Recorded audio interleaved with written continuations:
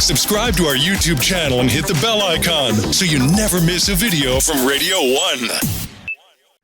Former India hockey captain and Olympian, he represented us at the Athens Olympics in 2004.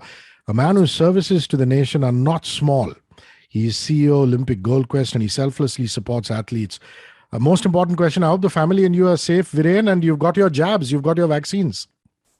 One is done now, waiting for the second one, hopefully in a few weeks, but all safe and all good, especially now that the Indian men's team have won that bronze medal after 41 years. So, yeah, so excited and so emotional.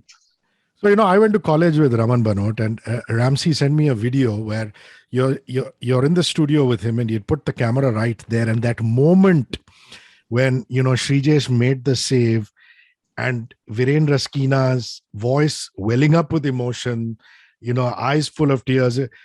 We should get that video to go viral.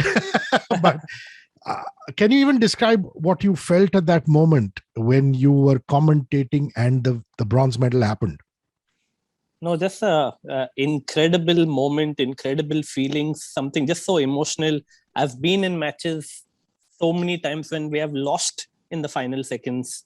And, for us to win such an important match at a global stage where 1 billion people probably were watching today, it just meant so much to Indian hockey. That medal after 41 years has meant so much to us because, over the years, people say, the Indian hockey team always loses in the last minute. So to change that narrative was so important.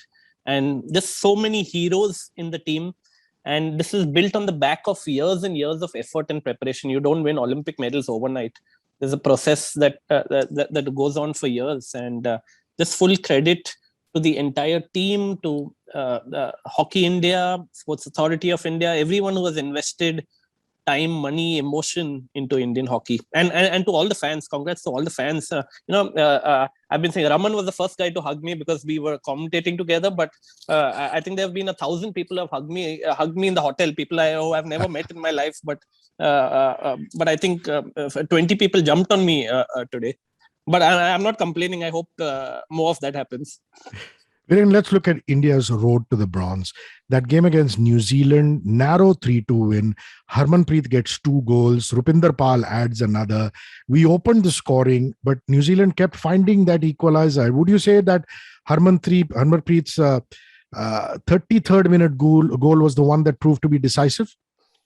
Yeah, so important to get a good start at the Olympics. And New Zealand is not an easy team. It's a team that has historically troubled us in major tournaments. So I guess it was just very good to log in the 3 points on the table and start with confidence. And it was more important because we all knew who was coming up next, the mighty Aussies, who we knew were very strong. So if you don't get the win in the opening game and then you face the Aussies, 2 matches down the line and your tournament could almost be close to over. So the 3 points first up and those goals from Harman and Rupinder Pal were very critical for India. And then the 7-1 loss happens. Dilpreet opens the scoring in the second minute, but the Aussies were just on fire. 7 goals, 3 of them coming in the second quarter. Did you ever think that we're going to do that comeback against Spain, Viren? Because here are we bounce back from the Australia defeat with that 3-0 win over Spain. Simranjeet scores once, Rupinder scores 2 more. Talk about Australia and then the mental conditioning that must have happened before Spain. Hrishi, when it comes to Australia, their men's hockey team, they always follow the shock and awe strategy versus India. They just play at such a frenetic pace. Their intensity has always been too hot to handle for India. We have never been comfortable facing Australia. I've been on the what do you say on facing similar beatings from them several times in the past. So I know it's easy to talk, but when you actually go on the field, every time you get the ball in the midfield, I was a midfielder, and you look up, all you can only see is the yellow shirts. The blue shirts are not visible because this Australia, they put so much pressure on you all the time. They don't give you time to think, don't give you time to breathe, don't give you time to look up. So Australia was always going to be tough. We knew that, but full credit to the resilience and courage and character of the team. Indian teams of the past have psychologically got their heads down after such a big defeat. But this team is different. And Graham Reed has done a marvelous job in ensuring that the team spirit, the team bonding, and the character of the team to come back from defeat has been great. So we lost twice to Australia, we lost to Belgium in the semis, but each time we came back and got better. We were so good against Spain. We were good against Argentina, who were the Rio Olympic gold medalists. And then we beat Japan as well. So after that Australia defeat, we went on a 4-match winning spree against Great Britain as well in the quarterfinals. So it was a great comeback after that massive defeat. Yeah, I want to talk about Argentina, the defending champions. Really, I think this is where we showed India what we're capable of. 3-1 defeat to Argentina.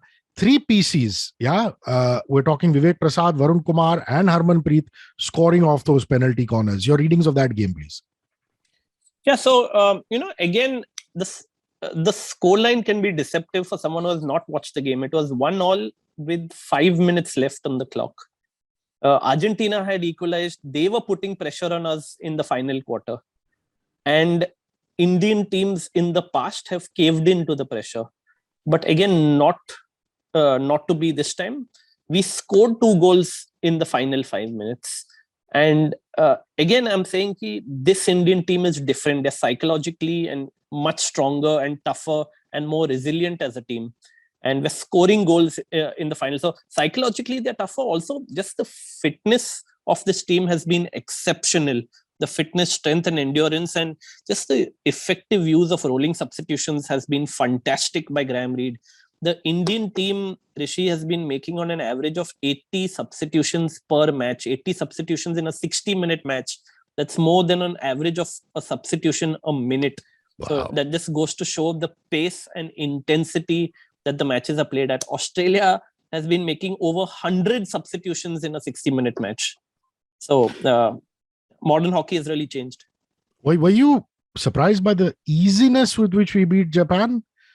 Did you think it's going to be, as easy as how we did it in the quarters with 5-3 leading up to the quarters? No, it was not really easy. Actually, Japan gave a fairly decent fight to India, and I wouldn't say 5-3 was too easy. And again, at this level of hockey, you cannot be complacent. You cannot take any team easy. And Japan finished last in our pool, but still we have to remember and give respect to them that they're the Asian Games champions. So they finished ahead of India at the Asian Games, although we had a disappointing Asian Games campaign in 2018. But I think at this level of sport, South Africa beat Germany in this at the Olympics. So you cannot take any team for granted. You can never be complacent.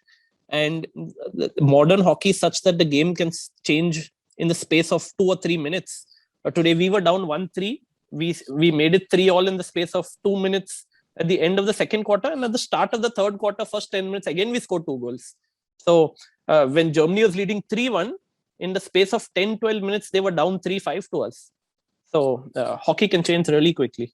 And in the quarters against Great Britain, PR Srijesh pulling off those incredible saves. He's 35. He's not a spring chicken anymore, but Srijesh has been amazing, hasn't he? If Rahul Dravid is the wall of Indian cricket, Srijesh is definitely the wall of Indian hockey. And he's been incredible for 15 years now for Indian sport. I remember when he was a young kid, first time came to the camp, he didn't have pads. He just had a lungi and came to the pads. And he wasn't actually that good. But goalkeepers mature with time, they mature with experience, and Srijesh has matured into a world-class goalkeeper. I'm proud to say that he's one of the best in the world, and for many years now. It was heartbreak in the semis, that 2-5 loss to Belgium. You can sit back and watch the Belgians and how, Leupert scored, and, Hendricks, Doman, all these guys. But were you very confident after the Belgium loss that we're going to beat Germany? Like you said, slimmest of margins. It just turned around in the last few minutes. But what was your thinking after we lost to Belgium, Viren? I was very confident that we have a great chance against Germany. Germany is a team that the style of play that they have is more comfortable for India as opposed to Australia or Belgium. And honestly, the two best teams in the world, contested the final at Tokyo, Belgium and Australia. They deserve to be there. I always knew we would have a chance against Germany because Germany play at a slightly slower pace, although very strong, very powerful team. But it's a style that historically India is more comfortable with. I like Graham Reed. The Prime Minister called, to congratulate Manpreet and the gang. And he got on the phone with the Prime Minister saying, thank you for your advice, sire, this, that. He won silver at 1992 Barcelona, the Olympics with Australia. And here he is, a bronze medal winning coach. So, like you said, some great tactics. Also, have you hung out with him? Easy guy to get along with, Graham Reed? I've met Graham quite a few times, and all Aussies are easy to get along with. They are tough as nails on the pitch, but they are extremely friendly guys off the pitch. And Graham Reed, Greg Clark, the assistant coach, the entire coaching staff, I think, have simply done a fantastic job. But I spent a lot of time in Australia playing hockey, and the Aussies love their sport, they love their outdoors, and Graham Reed is very similar, very. He's a strict disciplinarian on the pitch, but he's a great guy off the pitch. Viren, let's talk about the ladies now. A drubbing at the hands of the reigning world champions, Netherlands. They let the match slip away in the second half. Then a resilient display against Germany, but still not good enough. And then the quarterfinal hopes really got bleaker after that heavy defeat against Great Britain. What really happened in those first three games? Your reading of that, please. So, Hrishi, when the draw was announced for the women's hockey, everyone totally knew that the first games are going to be very tough. Holland, Germany, Great Britain, they are the three medalists from the Rio 2016 Olympics. Holland is by far the best team in the world in women's hockey over the last 7-8 years. So we knew that we had no chance against these teams. In fact, the Indians did really well to keep it at 1-1 with Holland for almost 35 minutes. We were really close against Germany. We hit their post as well once. Great Britain was a bit of a poor match, but the critical matches were the next two after that, and which is Ireland and South Africa. And we got the job done. In Ireland, again, the resilience and fitness shown, because we scored against them with 3 minutes left on the clock on what it was 0-all, and the goal came in the last 3 minutes. And when we had to get that goal again, that in the past we would concede in the last 3 to 5 minutes. Here we are scoring goals. It's a tribute to character and it's a tribute to fitness. And Vandana Kataria's heroics against South Africa. Let's have your views on that. Vandana has been, Rani Rampal gets all the plaudits, but Vandana has also been a spectacular forward for India. And she scored a fantastic hat-trick against South Africa. I mean, again, that was a must-win match. We scored thrice, they equalized thrice.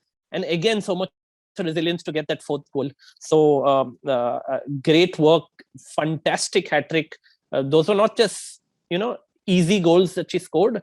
All were brilliant goals, and you need your big players to stand up at the big moments when the pressure is on, and Vandana stood up that day. And I loved her comment the best, that I don't want to take credit for this hat trick. It's the team that makes it happen. It's the team that passes the ball to me. So, and I think that's been the hallmark of both the men's and women's hockey team, the team spirit, the team bonding, and long may that continue, because you might have the best strategies in the world and the best coaches in the world, but if you don't have team spirit and team bonding, you cannot succeed at this level.